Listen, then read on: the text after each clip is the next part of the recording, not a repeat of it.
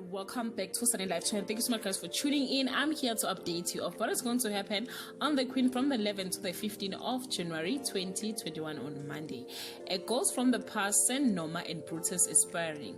Siyanda is scrambling for survival again on Tuesday. A blast from the past awakens all feelings in Norma.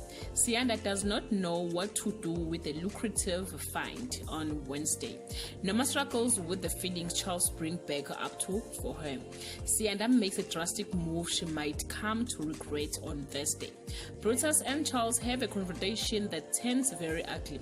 Tato starts to wonder where Siyanda got her money from on Friday. Brutus makes a life-altering decision and gets the shock of his life.